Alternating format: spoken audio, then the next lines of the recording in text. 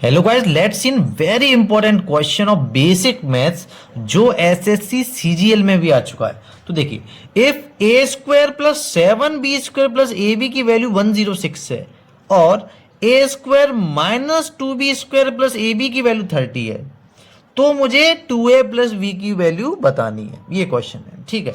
तो इसको मान लेता हूं इक्वेशन 1 और इसको मान लेता हूं इक्वेशन नंबर 2, ठीक है।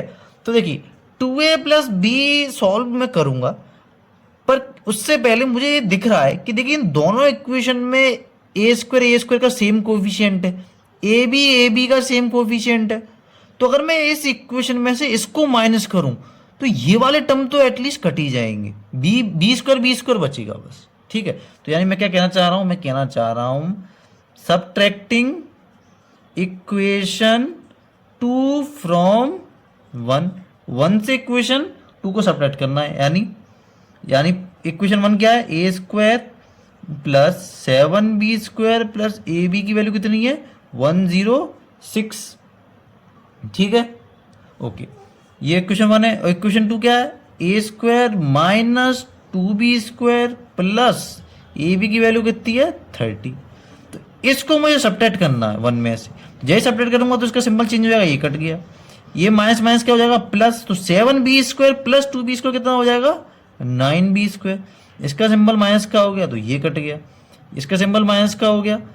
तो 106 में 30 गया तो कितना बचा, 76। यानी जो b² है उसकी वैल्यू कितनी आई, 76/9, ये आ गया, ठीक है। यहां तक सिंपल था। पर जैसे मैंने b² की वैल्यू निकाली, क्या मैं a² की निकाल सकता हूं, तो देखिए नहीं निकाल सकता। अगर मैं इन दोनों का कोफिशिएंट, इसमें से इसको मैं सब्ट्रैक्ट किया तो a² कट गया। अब मैं b² के कोफिशिएंट को सेम करना चाहूं तो बहुत प्रॉब्लमेटिक हो जाएगा, क्योंकि अगर मैं इसका सेम करूंगा इन दोनों में, इधर से 2 का मल्टीप्लाई करूं, इधर 7 का मल्टीप्लाई करूं पूरे में, तो ए बी का भी कोफिशिएंट बदल जाएगा, तो ए बी वाला टर्म भी नहीं हटेगा। तो a² के साथ ए बी तो फंसना ही फंसना है, ठीक है। तो वो लॉन्ग मेथड हो जाएगा और उसका पता भी नहीं किस तरह सॉल्व होगा, हो भी पाएगा कि नहीं हो पाएगा, बड़ा लॉन्ग मेथड रहेगा। तो क्या और कोई तरीका है, तो देखिए एक और मुझे तरीका दिख रहा है। 2a प्लस बी है, इसकी वैल्यू मुझे निकालनी है, ठीक है। अगर मैं इसका अभी के लिए होल स्क्वायर करूं तो क्या होगा, होल स्क्वायर करूंगा तो देखिए a² यानी 2a का whole square plus b² plus 2ab यानी क्या होगा, ये होगा 4a² plus b² plus 4ab, ठीक है। ये बन गया, ओके, सिंपल था यहां तक। तो देखिए अब कुछ कुछ मुझे ऐसा दिख रहा है, मैंने होल स्क्वायर क्यों किया, देखिए यहाँ पे a² और b² के टर्म आ गए, इसलिए मैंने होल स्क्वायर किया। और यहाँ पे इस इक्वेशन में वैल्यूज भी a² और b² के टर्म में, तो कुछ तो हो सकता है, ठीक है। तो देखिए b² में का कोफिशिएंट तो यहाँ पे 7 है, यहाँ पे 2 है, तो इसका -2 है, मतलब यहाँ पे b² का कोफिशिएंट। तो b² से तो ज़्यादा कुछ होने नहीं वाला। तो क्या मैं इसको, इन दोनों टर्म को पास पास लिख लेता हूँ और 4 कॉमन ले लेता हूँ। तो जैसे 4 कॉमन लूंगा तो अंदर क्या बचेगा, a² प्लस ए बी और b² रजिस्टर रखा रह गया, ठीक है। ये किसकी वैल्यू थी, ये वैल्यू थी 2a प्लस बी की नहीं थी, इसका होल स्क्वायर की वैल्यू थी, ठीक है, सिंपल है। तो अब देखिए एक बात समझिए, यहाँ पे a² प्लस ए बी मैं यहीं छोड़ देता हूँ। अगर मैंने a² प्लस ए बी यहीं छोड़ दिया तो a² प्लस ए बी मैंने इस इक्वेशन में सेकंड वाली में यहीं छोड़ दिया, तो ये 2b² उधर जाएगा तो क्या होगा, 30 प्लस 2b² हो जाएगा, 30 प्लस 2b² हो जाएगा, सिंपल है, ओके। तो क्या मैं इस वैल्यू को इसमें पुट कर सकता हूं, तो मैं जो ये वैल्यू है इसको यहां पुट कर देता हूं। तो देखिए क्या मिलेगा मुझे, 2a प्लस बी का होल स्क्वायर, ये किसके बराबर होगा, ये किसके बराबर होगा, देखिए a² plus a b, a² plus a b की जगह मैं क्या लिख सकता हूं, 30 प्लस 2b² और प्लस b² ये वाला पहले से है ही है, ठीक है, ओके, यहां तक इजी है, ओके।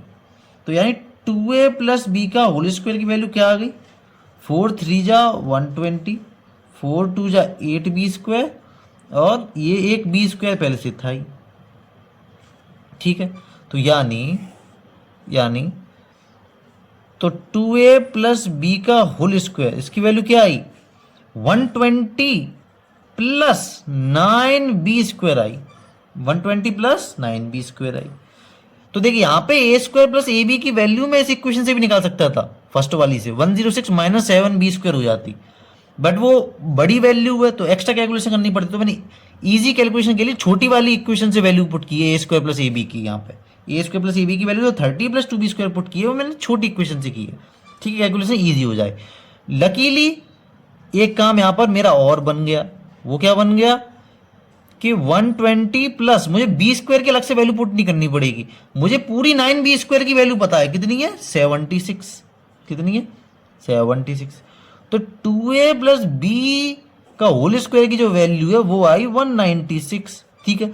देखिए लेकिन मुझे 2a प्लस बी के होल स्क्वायर की वैल्यू तो चाहिए नहीं थी, मुझे किसकी वैल्यू बतानी थी, केवल 2a प्लस बी की वैल्यू बतानी थी, यानी स्क्वायर हटा देता हूं तो इधर क्या आ जाएगा, रूट आ जाएगा। अब रूट आता है तो रूट से वैल्यू बाहर आती है तो प्लस माइनस दोनों की आती है, तो 2a प्लस बी की वैल्यू या तो 14 होगी या फिर माइनस का 14 होगी।